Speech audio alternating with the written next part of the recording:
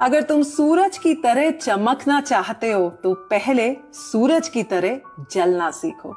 ये खूबसूरत और प्रेरणादायक विचार थे ऑनरेबल एपीजे अब्दुल कलाम जी के।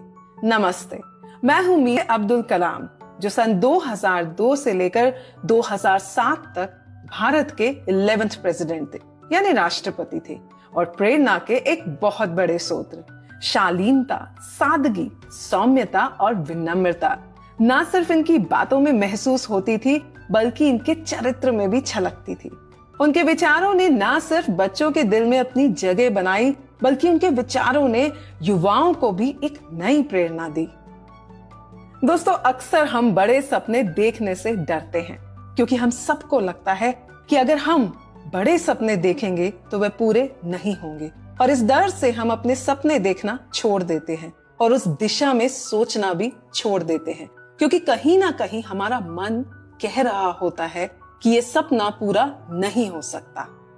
पर क्या आपको मालूम है, अगर जिंदगी में हमें कुछ बड़ा बनना है तो उसकी शुरुआत सपने देखने से ही होती है। दोस्तों, ऐसा ही एक सपना कलाम साहब बचपन से देखा करते थे, और वो था आसमान में ऊंचा उड़ने का सपना। दरअसल बचपन से ही कलाम साहब आसमान के रहस्यों से और नीले आसमान में उड़ने वाले उन परिंदों को देखकर मुग्ध हो जाते थे। उन्हें उड़ते हुए परिंदों को देखकर खुद भी आसमान में उड़ने की तमन्ना होती थी।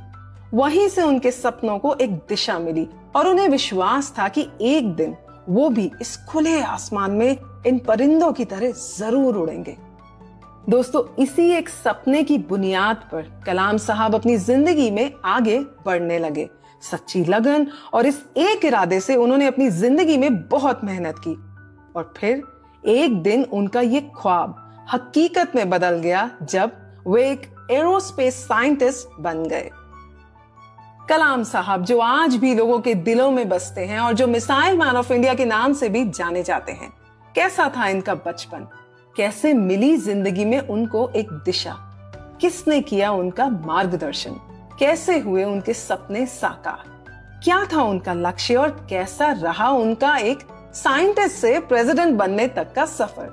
आज मैं आप सबको ले जाने आई हूं प्यार और प्रेरणा के एक खूबसूरत सफर पर, जहां मैं आपको सुनाऊंगी एपीजे अब्दुल कलाम के जीवन की कहानी।